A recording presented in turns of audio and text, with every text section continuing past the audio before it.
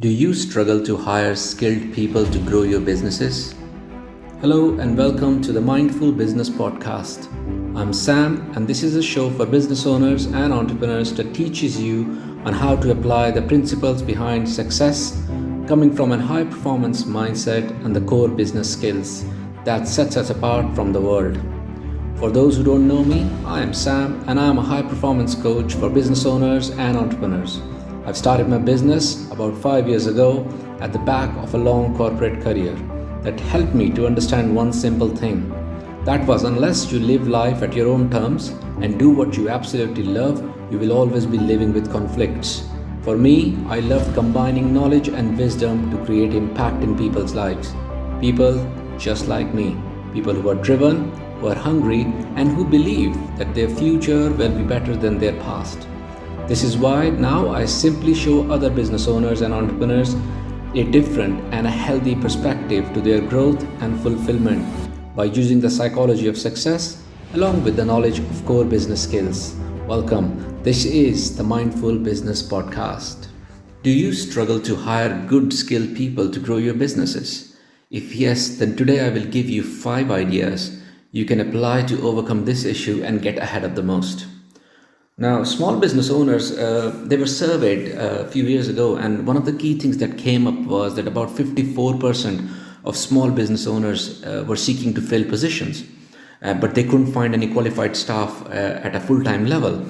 And these labor shortages were not only affecting small business, but were across the nation. We were finding in different industries, from construction to manufacturing to healthcare, retailing, hospitality. Across the board, these problems existed. At times, I had even my own clients were so desperate trying to hire anyone as long as they were willing to do the job. But the result of that was they will either quit in few weeks, few months, or they will start demanding more.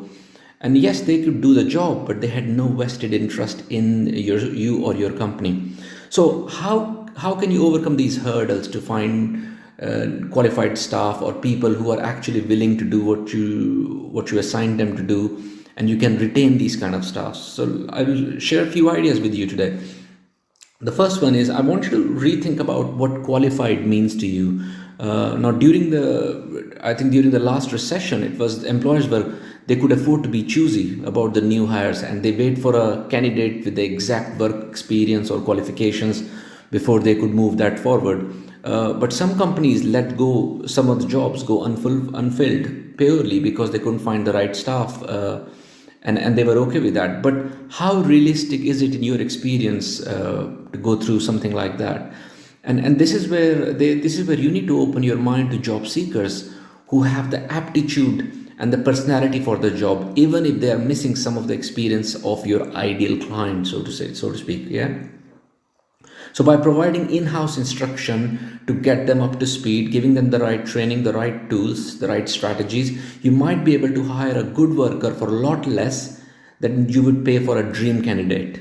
Right? Also consider widening the scope of candidates you consider for other jobs. So let's say, for example, what about interviewing job candidates over a certain age group? I know we don't discriminate, but still there's a tendency to hire specific type of people. Maybe there are certain disabilities that you can overlook and hire them. Maybe they are raising children and they want to come out to work again. Maybe you can split the job into 2 part-time employees rather than 1 full-timer. So play with those ideas. Don't hold yourself back by just one traditional way of thinking, hiring people. That's my first thought. The second thought I have is, of course, is the obvious one, that you can offer them higher wages or better benefits. You see, the number of companies that are planning to raise employee compensation in 2016 was about 23%, as it went up by 2018. The highest reading I had was about 2018 research, when people are willing to pay a lot more money to get the employees. But the research has found out it's not the money that motivates a lot of people. Sometimes it's the extra benefits that go with the employees, like what is there a van provided, or will they be looked after if something happens, or their family will be looked after. So think of that as an overall package for people. Okay, we offer you a package of X amount, where this package is made up of this much salary and this much. These are the benefits on top. And research has found that a lot of people like that kind of stuff as well. So play around with that to find the best balance with your business and the right kind of candidate. The third idea is get your employees. If you have people, get your employees to act as advocates. Have all your employees spread the word that you are looking, you are hiring. Ask them to share your open positions on social media pages, Facebook, and tell your friends and family about that your company is hiring. See if you can tap on to your own social networks to find passive candidates who are not actively looking for jobs, but they might want to change because there's an opportunity, because they never thought an opportunity will come from someone they know or someone locally, right? That kind of thing. You can motivate employees or people in your social networks to help you find the best candidates. You can offer them bonuses, or you can offer them a finder's fee for that matter to get you a good hire. I know a lot of corporates and companies do that, instead of paying recruitment agencies, or you can hire recruitment agencies to do that for you. Just make sure that you're safeguarded enough in terms of spending that kind of money, right? But the best way to hire reliable talent is via internal recruitment through the team. That's what we found out in the 85% of the studies that were done, that most of the best positions were filled up by the best people through referrals that came through networking. So get involved in your networks, ask for such opportunities. You can use websites like Indeed or Gumtree as well, but nothing beats recommendation from your existing employees if you have any, or through your social networks. So increase your network, guys. The next part of that is, once you do come across the right kind of candidate, you need to conduct more strategic interviews. By strategic interviews, I mean go into behavioral kind of questions by throwing real scenarios of challenges that will come in the job. If you ask someone a yes or no question in terms of, oh, this job involves A, B, C, D, would you be able to do this? Of course, the person will say yes if they are desperate for a job. So your job is more to position yourself from a place of behavioral questions. How will they respond to certain circumstances? Like, how did you handle the most annoying customer when you were in your last job? Tell me about it. What did you do then? Dig a little bit deeper into those conversations to see what this person is made up of, how they were handling, and throw situations that will be happening in you from your experience in your business. That will make it more relevant for you to understand the person with a little bit more depth, to ensure that this employee actually lasts the distance rather than just trying you out for a few weeks, right? So that's my third idea. The fourth idea is invest in technology. If you can, and I appreciate, look at your business right now, ask yourself a simple question: what can I automate using technology? Guys, there are so much tech out there where you don't need that many people to do that, right? What can you automate? When it comes to scaling your businesses, technology makes things easier. It's inexpensive as compared to what it used to be for entrepreneurs, So there's a lot more tools. You may not have awareness that these certain tools exist because you never asked or looked in that direction. You can gain massive scalability with less labor if you invest your time and money in technology wisely. So speak to a tech consultant, speak to myself, or speak to the leaders in your industry that might have already leveraged technology to move ahead, right? So I will share a couple of tech things that I use in my system as well, that helps you achieve more or get you scale up your businesses. And I really appreciate, not all systems may be required by all businesses, but even if one of them can help you out, why not, right? So the first one I use is a CRM system. I use HubSpot. I absolutely love it. It can do from marketing shots to management of system to generate leads, as well as manage my relationship. The whole customer relationship management it can do for me without hiring any help from external agencies. You can use improved efficient manufacturing machines for increased production of whatever you're producing. Have a look at if you've got tech around that. You can use inventory management systems for tracking inventory levels, orders, sales, deliveries. You can look at all these things. I had clients who've been working on Amazon fulfillment carts and stuff. They've got all these softwares that monitor everything automatically and automatically places the orders with their suppliers as the inventories come down. So they are working more on the business rather than working in the business.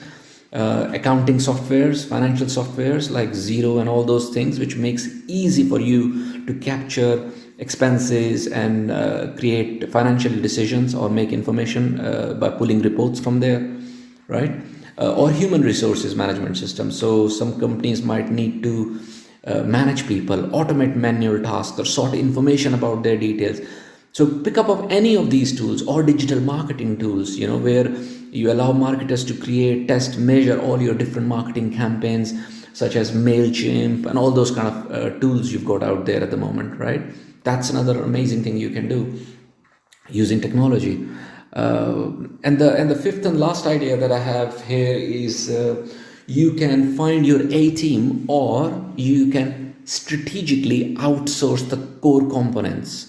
For example, when it comes to scaling your business, I get it. It's really important to have the right time to hire more team members, the right team members, or a team already exists out there in the world. You just need to create strategic freelance or business relationships with these companies and shift a lot of the work out there, depending on the nature of work, of course. For instance, during the initial stages of a business, you have few members in your core team who can multitask. However, as the business will start to grow, you may not be able to do so much, right? Your teams may not be able to cope. So instead of looking for the right qualified people there, you already have right qualified people somewhere else in the world.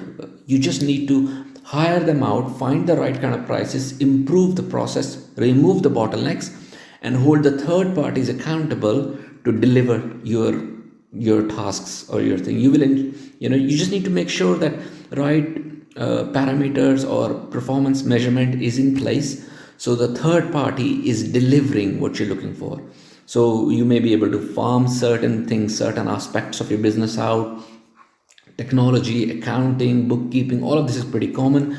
But even printing things, all of these things can also be done by third parties. So think about strategically, what is it that you're so dependent on getting the team locally that can't be done by a team remotely?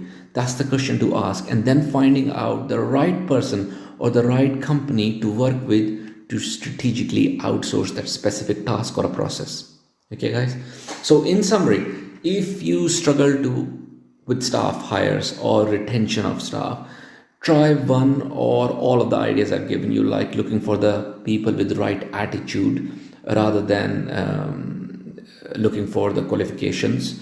You can use websites like Gumtree, or there's another one called Indeed. You can use such sites. They are really, really good when it comes to finding people at your local level. But again, there's no accountability, so you don't know what you're finding unless you thoroughly conduct the interviews in the right manner based on their behaviors. You can pay them better money. Maybe you can revise the definition of being qualified and go for someone with the right attitude and train them up. You can look at the benefits you offer. You can ask for recommendations through your network. You can leverage technology to automate processes. And finally, you can find an outsourced partner for some or all of your business functions. Again, you need to mitigate your risk, so make sure that you are protecting yourself legally or having 2 or 3 of these outsourced partners in line, so that if one of them collapses, your business continuity doesn't get impacted. So that's all for now, guys. Thank you for listening to today's show, and congratulations for making it till the end. If anything I said resonated with you, but you need more help, simply go to samsharma.coach and book a session with me. And if you are a tradesman, you can also go to t2bn.co.uk. Simply go there and book a session with me. Or if you know of someone you can help by sharing this podcast, please do so. Till next time, folks, that's Sam from the Mindful Business Podcast signing off. Bye for now.